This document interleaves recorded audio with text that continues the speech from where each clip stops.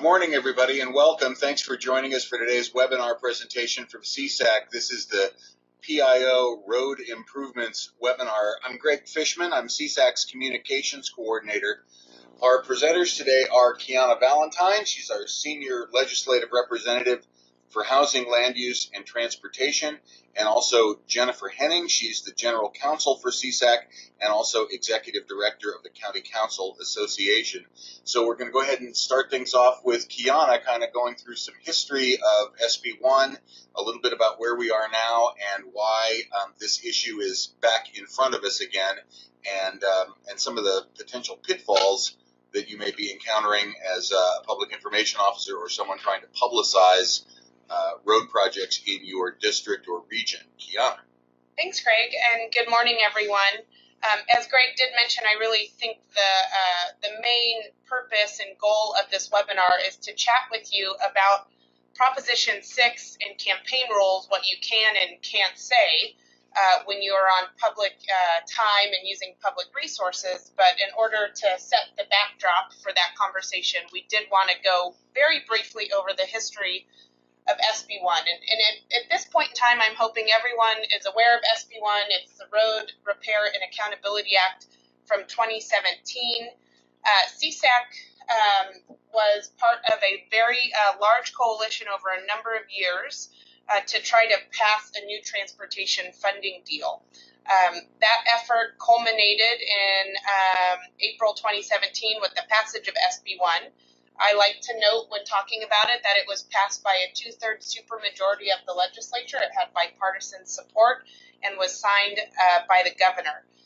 It is a approximately $5.4 billion a year package in new revenue for a variety of transportation purposes. It is a multimodal investment.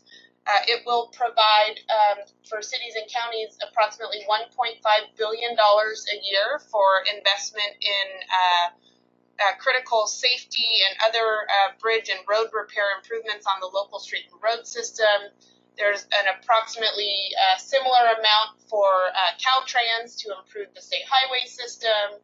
Transit agencies are the beneficiary of approximately $750 million in a variety of different formula and competitive grant funds, etc. The slide before you goes into a little bit more detail about where that money is going. So SB1 really was the solution to the problem that cities and counties and a variety of other transportation agencies were facing, which is, hopefully everyone is aware at the local level, at least for the local streets and road system, a $78 billion funding shortfall just to maintain our existing infrastructure over the next 10 years.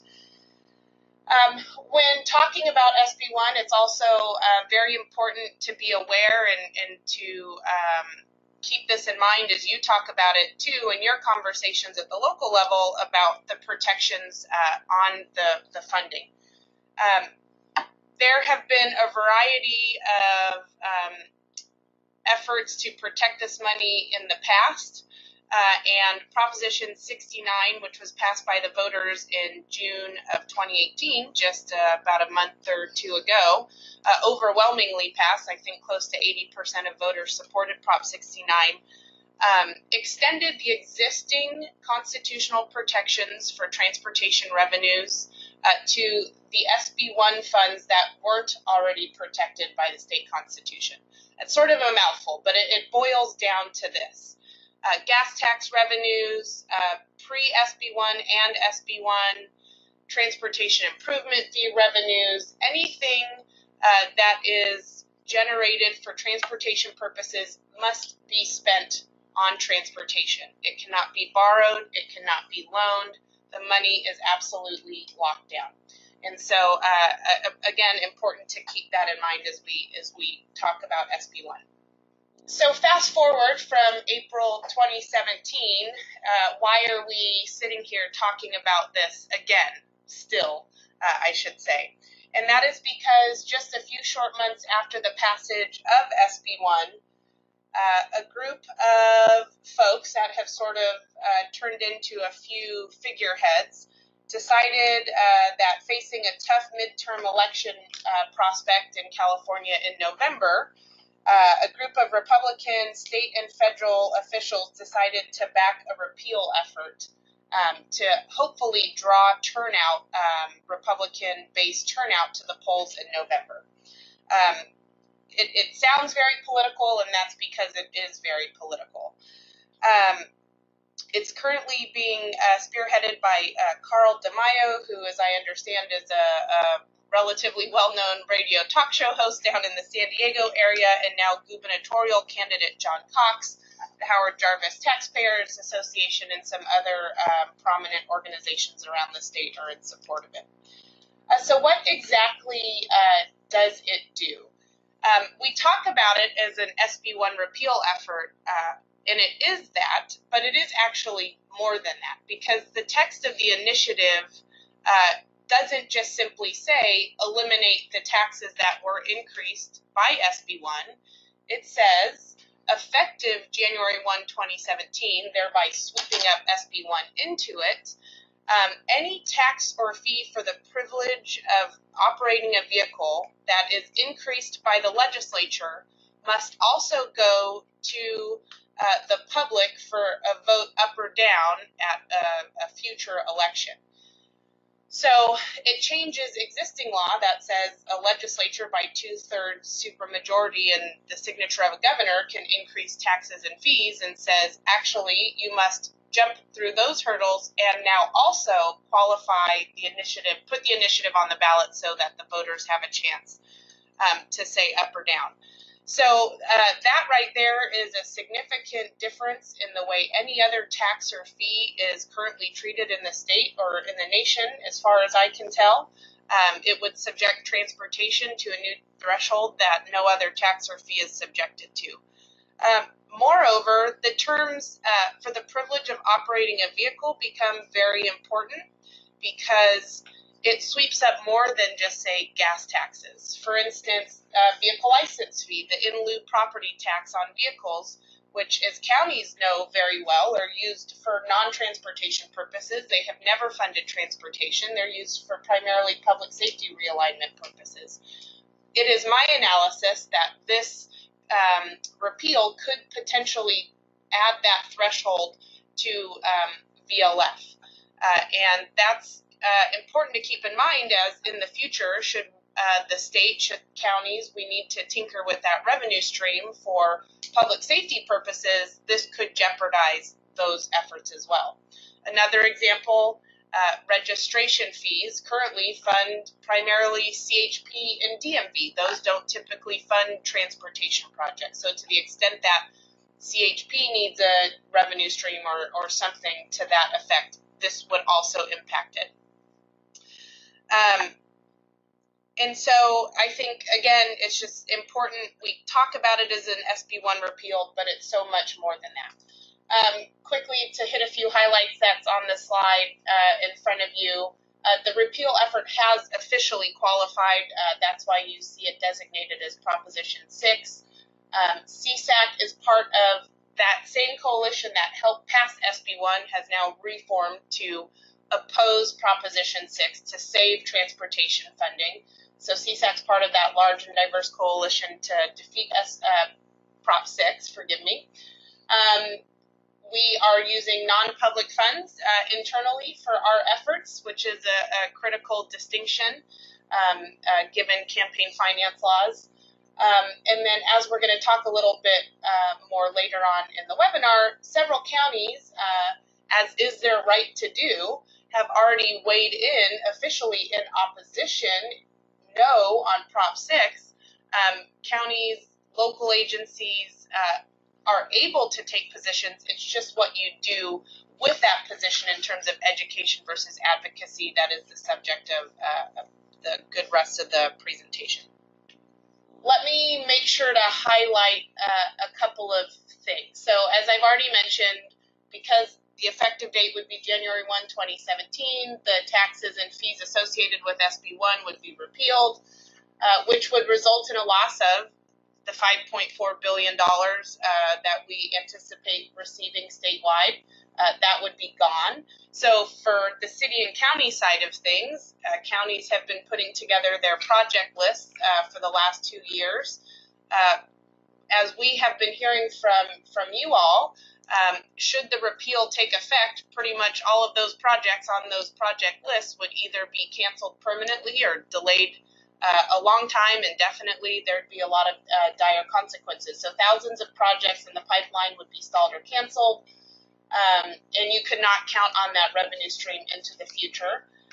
It's important to note, though, that all the revenue collected prior to the November election and the potential passage of Prop 6 is still valid. The proposition does not in any way say cities and counties and the state transit agencies must return the money that was collected between November 1, 2017 and the effective date of the initiative. And we actually believe, should Prop 6 pass, the money collected up until that November effective date, November 2018 effective date, would still be apportioned over a couple more months, and so cities and counties and other entities would continue to receive a little bit more money as the program is shut down. As I was trying to say earlier, I like to preface this part of the conversation by saying I think that cities, counties, transit agencies, government entities by and large, we would be encouraging you to do all of this education and outreach, even if we were not facing a Prop 6 situation. In fact, right after SB 1 was passed in 2017, we already started working with our members to talk about how you can inform your constituents, your local media, your state and federal representatives, how your jurisdiction was planning on using the money. And that was long before we ever knew a repeal effort would be in front of us. That being said, the issue of education and outreach has become quite a hot topic given the focus on a political campaign, Proposition 6. But that doesn't mean that you can't continue to educate your members about how SB 1 is going to fund projects in your community.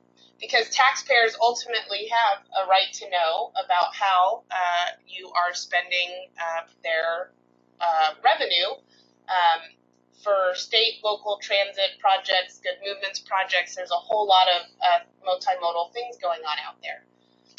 It's also perfectly acceptable and part of any education effort to tell your constituents that if Prop 6 passes, this is what your jurisdiction would have to do to respond to that. So SB 1 allows you to do X, Y, Z. Prop 6 would require you to do 1, 2, 3. Those are facts. It's not asking anyone to vote a certain way. It's not trying to persuade anyone one way or another. You are simply saying, in the county of Sacramento, where we are sitting right now, we would have to cancel these 10 projects or delay these 5 projects. As we've talked about, thousands of projects already underway. If you look at the state's OneStopShop for SB 1 information, you'll actually see on this interactive map that we have screenshotted for you, where you're able to search by jurisdiction, by type of project, by Senate or Assembly district, everything that's going on, not just on the local side, but across the entire state, that there's over, I think, close to 7,000 projects underway or being planned in the state just from the first few years of funding from SB 1. So we encourage you to take a look at this website. CSAC and California Transit Association, CalCog, the League, we all have resources on our website specific to the funding each entity receives. But the state OneStopShop website is a really powerful tool that allows you to see a more comprehensive picture across the state and across types and modes of transportation projects. I think this is just another slide highlighting the address there. I did fail to mention that. It's rebuildingca.ca.gov. We've highlighted the local funding page. The website also has fact sheets and information on specific pots of funds too. So it's not just that interactive map. There's a lot more information there for you. We wanted to highlight some ways in which we have already encouraged and will continue to encourage you to educate and do outreach in the local community about what SB1 provides and as important, what Prop 6 would take away should it be successful. One of the primary ways in which agencies are doing that, both at the state level but at the local level too, is putting up a road sign anywhere along a project that is funded in part or whole by SB1. CSAC and other associations have a toolkit available to you on our websites that provide you with sample social media, sample press releases, op-eds, and other suggestions and ways that you can engage your community and the media to do education and outreach at the local level. And I think with that, I will conclude my remarks and hand it over to Jennifer to maybe get into a little bit more of the legalese on what you can and can't do when you're on public time and resources. Thank you. Good morning, everybody. This is Jennifer Henning, Executive Director of the County Councils Association, and my job this morning is just to talk a little bit about the state of the law in terms of the way that the public resources can be used to communicate with the constituents about ballot measures, including Prop 6 and this SB1 repeal. It's a fairly complicated area of the law in the sense that there's a lot of nuance and a lot of gray areas. So today's presentation is not supposed to give you what amounts to a checklist of these things are good and these things are bad, but more to get you to start thinking about the issues that are on the table that the Supreme Court has told us we should be thinking about, so that as you're creating your communication strategy, you'll be able to identify where red flags might be and run it through your county council, the specific facts of your situation, to make sure that we're doing what we want to do to communicate to the public without running afoul of the restrictions on the use of public resources. And this is really important. Obviously, everybody here in this room in Sacramento, I know all of you as well, care very much about the use of public resources and tax dollars. And so we included this part of the presentation, not only to make sure you know what you can do, but to make sure you know what you can't do, because none of us want to run afoul of the restrictions. At the same time, public agencies really do have an important role in our democracy in informing the public about the impact of a measure. When it comes to a ballot measure like this or so many others that deal with local revenue or other kinds of governance on a local level, the only entity at the table that has the information often for this side is the government agency. So if you're hamstrung and you're not able to communicate, or you're not able to get the information out there, you have an uninformed voter. So the goal really is to make sure that the voter has all of the information in front of them, and then they make the decision that they're going to make, and the cards fall where they may. But if we don't communicate out to the public about the impact of a ballot measure, they're only hearing one side, then our democracy doesn't work how it's supposed to. So this is a really careful balancing between proper use of public funds in the context of a ballot measure, but also making sure we have an informed electorate. So kind of setting that overarching role. You can see on this first slide the kinds of things that the court has told us that public agencies are allowed to do with public resources and on public time. So you can prepare an analysis on the impact of a ballot measure. I imagine a lot of your counties and offices have already done that. You can present information in a manner that's consistent with your usual means of communication, and we'll talk a little bit later as to why that's kind of important based on what the court has told us.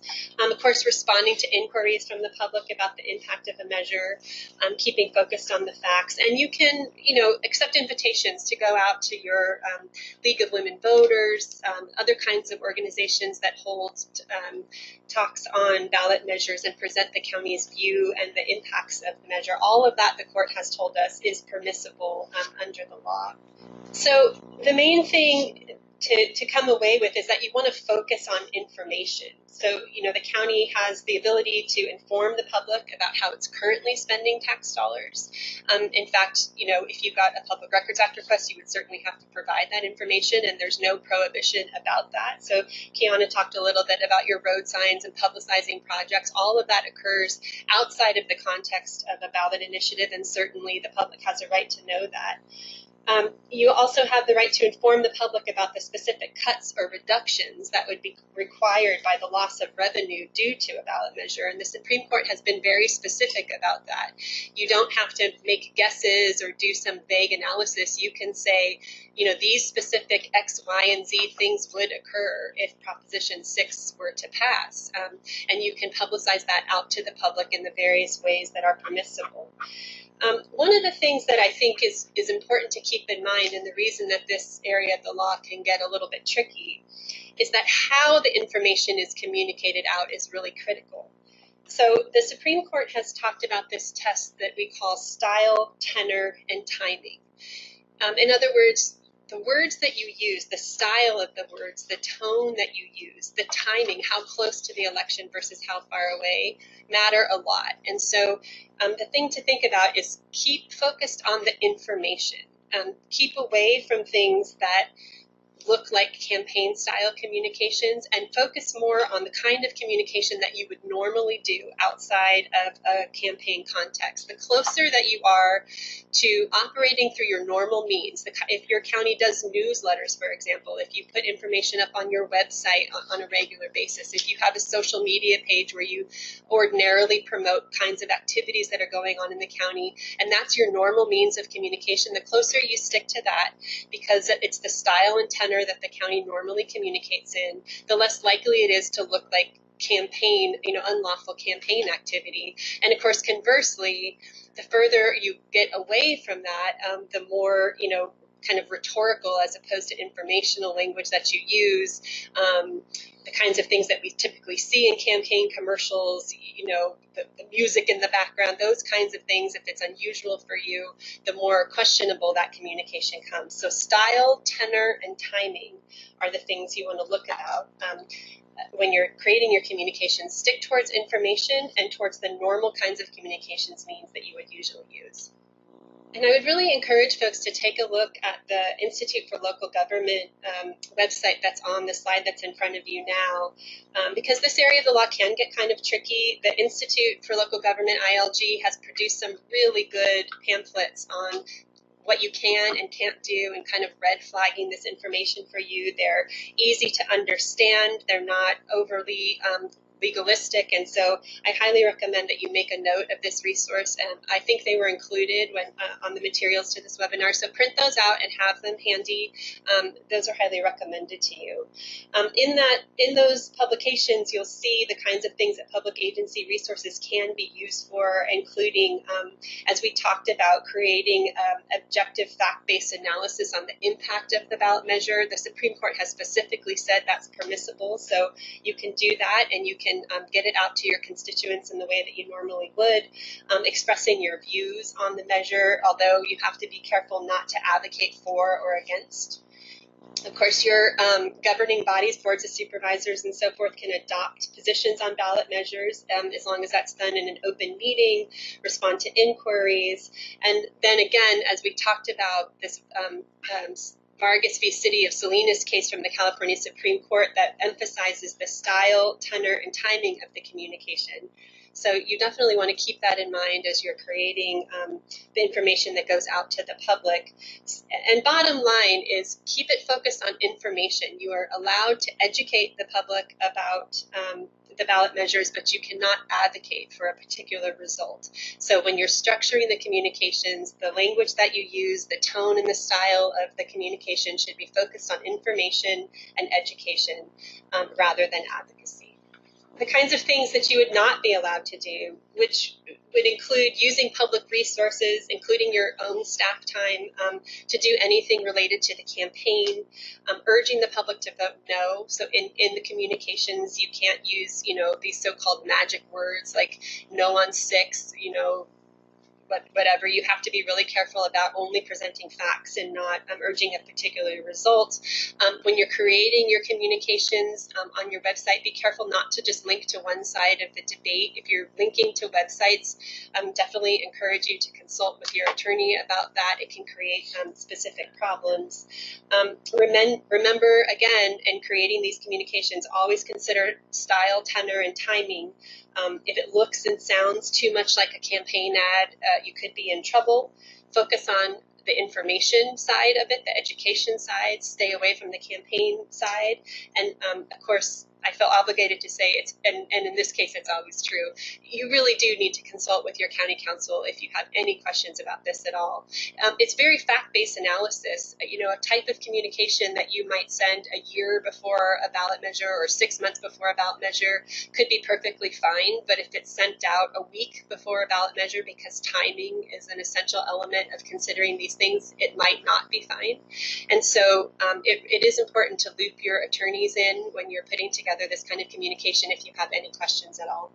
So kind of, you know, some examples of what we just talked about. Clearly you can say this project is funded by SB1. The public has a right to know how their taxpayer dollars are being used. That's almost certainly consistent with the way you've always communicated with your constituents about the use of funds, and that shouldn't create any problem. The kind of statement, this project will lose funding if Proposition 6 is passed, that's also likely okay. Although remember, with the style, tenor, and timing, a little bit depends on the way that it's phrased, you know, the font that you use, the music behind it, how close to the election you are. But almost certainly just informing the public in a pretty straightforward way in your normal means of communication about the impact of the measure passing would be okay. At the bottom of the communication, if you included something like, you should vote no on Proposition 6, that's really not going to be okay. You're creating serious liability for your agency there. And, you know, we want to emphasize, too, that we know we're under a microscope on this. I know here at CSAC, Kiana mentioned that the organization is using its non-public funds for the campaign, and I think any member of the staff can tell you what a stickler I've been for accounting for that and making sure that our staff follows the rules, because we know that the other side will be paying attention, and they should be. We're using, you know, we have access to government funds here through county dues the same way that you use taxpayer money, and it's our responsibility to use it properly. So we know we're under the microscope. It's likely that you'll receive Public Records Act requests for your internal communications on these subjects, and all of that should be fine, because we know that you're going to go out and tackle this in a way that is cognizant of the law and respectful of the limitations on the use of public resources. And I think that's probably it for the rules. Turn it over now to Greg for a little bit more information about the actual on-the-ground communications. So I think one thing that Kiana said is really the whole theme of what we're trying to impart today, and that is we want you to do what you would normally be doing anyway if you had an infusion of road dollars, and how you would be informing the public about those projects and where the dollars are coming from and those kinds of things. So not only do we want to encourage you to do what you normally would do, but if you stick to what you would normally do, you're on the good side of the rules and the regulations that Jennifer was just talking about as well. So we do want to go through at least a few things of what we know other people are already doing out there. Mostly this is county-centric, but certainly cities and other jurisdictions, the state, are also out there now letting people know what projects are out there, what projects are being funded by SB1 dollars, and answering those questions about what would happen if Proposition 6 were to pass. So you definitely can publicize SB1 funded road and bridge repair projects through your normal means. We also want you to share what you're doing with us at CSAC. So when you take a photo, put it on your website, or use your social media with it, please make sure and let us know. And our contact information is following on the end of the presentation here. But certainly add us when you tweet, tag us when you use Facebook or any other social media. Create a video and write a blog. These are things that you would normally be doing to publicize big projects in your region. And we want you to be thinking about how to apply those tools to the road projects that are being funded by SB1. You can respond when appropriate to misinformation about transportation funding, and especially when you are asked. I mean, there should be no restriction on answering questions as long as you remain factual and don't get into campaigning. So again, what Jennifer said holds true. You can say these projects would be in jeopardy if Proposition 6 passed. You can't say, therefore, you should vote no. As long as you stay factual, you're going to be good. And then projects. I mean, everything that you're doing out there is of interest to somebody because it's impacting where they drive, their commute to and from work or back to home. We want you to be putting that information out there as you normally would be doing. Greg, can I just jump in and highlight one more resource that is on the CSAC website and I think on a variety of different association websites? Absolutely. To the misinformation part of your statement? We have a frequently asked questions document that we are regularly updating on the CSAC website that tries to help you cut through the noise and present factual information in response to some of the misinformation out there. So please look at the frequently asked questions document on the CSAC website for some helpful tools in tackling that part of the job. Terrific. Thank you. So there's a lot of different folks on this webinar. There's 80 some folks. A lot of you are public information officers, but there's also an awful lot of people from different councils of government, transportation planners, some public works types. So some of this is, maybe a little bit of public relations 101, but we're going to go through some of it anyway. Think about issuing a news release or even conducting a media event for the major projects, for anything that's going to last several months, that impacts a major street or has some great impact on the community. People are going to want to know, and it's a good tool to get that information out there, again, as you normally would for any big project that's affecting your community. Obviously, again, take some photos, take video, and use your social media and your website to your best advantage. The slide that I've got there is County of San Mateo. They've done a really great job of putting up an SB1 web page on their general website. It has some basic information. It goes a little bit more in depth into certain projects. There's a video that's linked here, and unfortunately, we experimented with this. Video doesn't play particularly well over GoToWebinar, so we're not going to attempt to play it for you, but the link is included later in the presentation, and I would urge you to click on it. It's something that one of the San Mateo County PIOs, Marshall Wilson, put together with their public works director. It's about a minute and 20 seconds, less than that, I think. Marshall tells me he did it all with his iPhone and an iMovie. Doesn't have to be a big production, doesn't have to cost a lot of money. Relatively simple, and it really is a great way to convey to the public what you're doing, what the SB1 dollars mean to your county or your jurisdiction, and then of course you amplify that by putting it out on Twitter and Facebook and all of your social media channels. This is another example of Humboldt County. They had a specific project that was underway. I don't think this was even a particularly big one. They're fixing a couple of culverts that probably, I don't know, maybe it was a week or a 2-week project, I don't know. But they put out the tweet. They are letting their public know, hey, this could impact your drive, your commute. We want you to be aware of it. And it includes the SB1 and your gas tax dollars at work. And so it's doing what they would normally do to inform the public and tying it back to SB1 so people are clear where the money for this project is coming from. And then this is their website and their page for SB1. So when you click on the link from the tweet, it takes you back to the web page. More information about this project, links to other projects, a little bit more background about SB1 and what Humboldt County is doing with it. So these are just a couple of examples of counties that are doing some good things. And again, this is relatively basic. This is public relations 101 stuff, but it all ties together and it all works really well to inform the public and tie it back to SB1. So here's some resources for you. The rebuilding.gov, rebuildingca.gov, San Mateo County's website and their video, the ILG document that is also linked to this presentation and to the webinar, and then our own CSAC SB1 webpage with a toolkit with all the resources that Kiana was talking about just a little bit ago. And here's our contact information. If you need to reach any of us. We're happy to answer questions, share resources, do whatever we can to further this. And with that, we'd like to go ahead and open up some questions. Again, please use the chat function. Okay, the first one is from Daniel Landon. Am I correct in understanding that if Prop 6 passes, the entire gas tax will be repealed, not just the additional tax under SB 1? Hi, Dan. This is Kiana.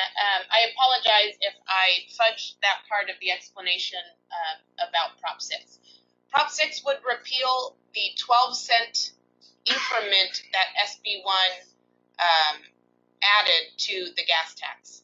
So the 12-cent increase per SB 1 would be repealed, but the base 18-cent gas tax would remain in effect, and the price-based excise tax would remain in effect.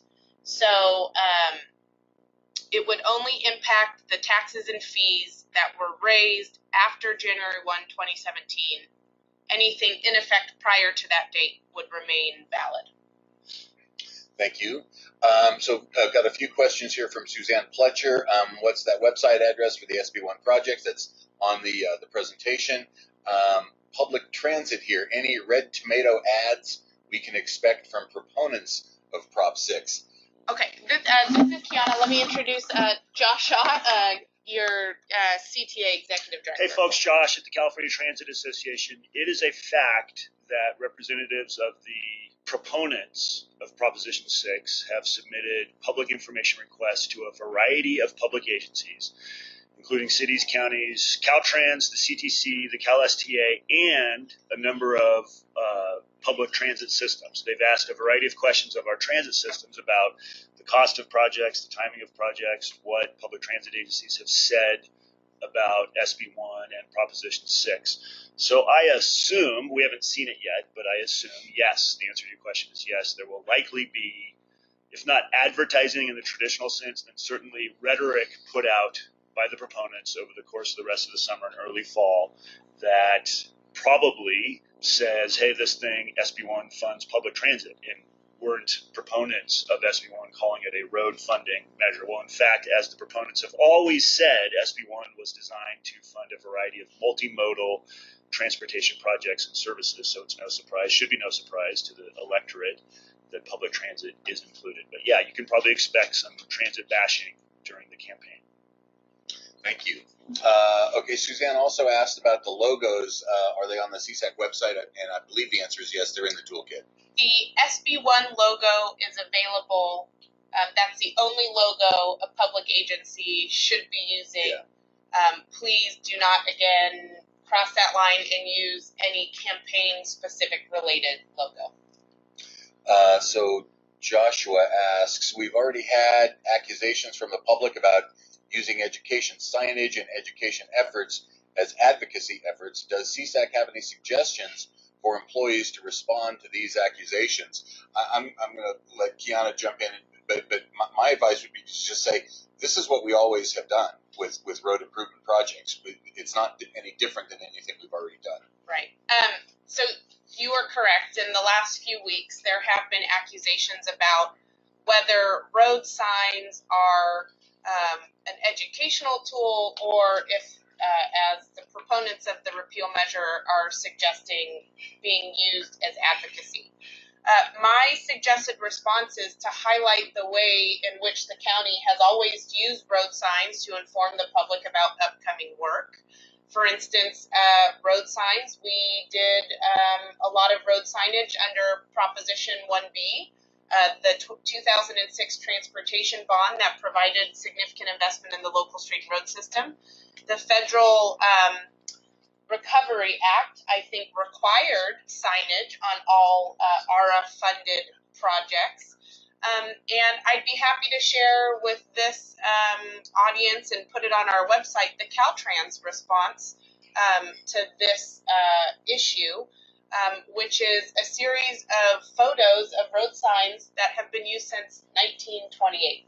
This is not a new creation. There is a lot of precedent for doing this.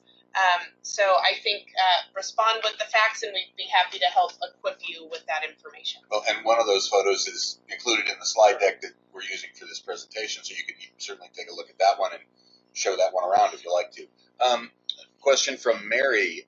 Any cautions for agencies that may not have a strong social media presence at present, but who may have started implementing a plan to improve that presence now? So this kind of gets into that tone, tenor, and timing thing that Jennifer was talking about. Yeah, and I think it's perfectly fine to increase your social media presence as a general rule. If you're doing it in the context of SB1 and Prop 6, obviously those communications should be vetted with your legal counsel because it is so fact specific. One suggestion that comes to mind too is to make sure that you're using the tool broadly. So if you have never really had a Twitter account or Instagram or haven't been active on Facebook, and the county wants to start using that now as a mechanism for communicating with the public, there should be nothing wrong with that. But you wouldn't want all of your communications on those tools for the next 6 months to be focused only on SB1, right? So use it to publicize other public meetings and all the ways that you would have maybe previously included information in a newsletter. Just make sure that you're using it as a neutral tool. So the fact that it's a new tool for you, if you're using it neutrally to communicate on a wide variety of topics, I think that you should be okay. But make sure that as it relates to Prop 6 and SB1 funding, you do communicate with your county council for any additional guidance on that. So we've got a couple of minutes. We'll wait a few more minutes for some more questions. Please use, again, the chat function if you'd like to weigh in with a question. I want to add one more thing about social media, especially with Twitter. It's very easy to click that retweet button, and you have to be careful. If there's anything campaign related, you can't even retweet it. Usually the public information officer is the one kind of pushing the envelope, the communication guy, and in this case, Jennifer and I are in total agreement. You really have to stay on the bright side of the line, and retweeting can be so easy, but you have to be careful not to if it's a campaign related tweet, and you're using your agency or your public funded Twitter site. So we do have another question. If we only use the SB1 logo, won't voters be confused by that since it's Pro 6 on the November ballot? Yeah, that's a concern, and it's one that we have to stay on the right side of again, I think.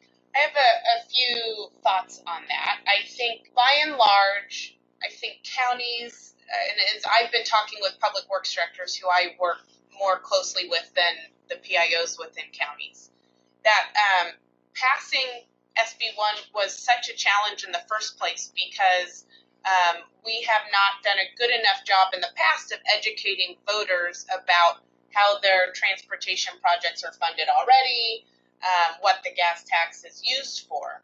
So outside of the Prop 6 campaign, we were going to embark with counties on an effort to educate the public that SB1 uses gas taxes to fit your roads. So I would still encourage you to use the SB1 logo for SB1 funded projects. Yes, recognizing your question is valid. Greg's comment is correct. There will be some confusion, but as a public entity, there isn't much else you can do about that other than maybe just using the types of revenue sources, gas, calling it this is paid for by your gas taxes on your road signs, I think helps make that connection in the voters' minds. SB1 is a gas tax increase, or at least partially is.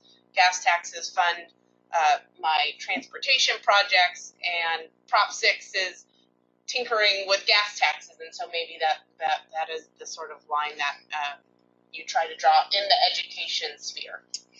And this is Jennifer Henning. I would also just make a note that, of course, when you're publicizing your road projects, using SB1 funding, you would use the SB1 logo. But there are other places where you can educate the public about the county's position on Proposition 6 and the impact of Proposition 6 in particular. So while it's sort of, two streams of information. The first is just talking about the projects that are funded with SB1, and there you wouldn't we wouldn't need to mention Proposition 6, and it wouldn't be appropriate to do so. But there are opportunities also to inform, and really an obligation, and the Supreme Court has been really clear that you have authority to educate the public about what Proposition 6 would do. And in those communications, maybe it's on your website, it would certainly be in conjunction with a board resolution to oppose Proposition 6. If you've had a staff report done that gets attached to that board action, all of that would go up on the website, and there you can clearly speak to Proposition 6 in particular and its connection to the SB1 funding. We've got another question from Hillary about press releases or calling reporters to cover your projects or when your board takes an opposed position on Prop 6. So, Hillary, I think your question is, how proactive can you be? And again, I'll let Kiana and Jennifer weigh in if they want to, but in terms of issuing a press release, as long as it's about a project, there's no problem with that. If you're going to hold a news conference at a project site to publicize what that project is going to do, there's absolutely no problem in making phone calls to reporters to say, hey, please come cover my press conference this morning, because that's what you normally do.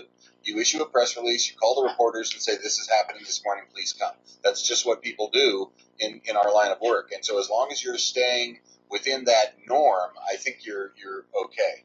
And I think that applies to the county taking a specific position on Prop 6 or any ballot initiative to that effect. Would you typically, after taking a position on a ballot initiative, call your local media and tell them about the position and why you ended up taking that position? So I think the same strategy would apply, right, I think Jennifer? that's right. And the Supreme Court has specifically said that the local agencies can take positions on ballot measures and then can inform the public as to the position taken and the reasons why.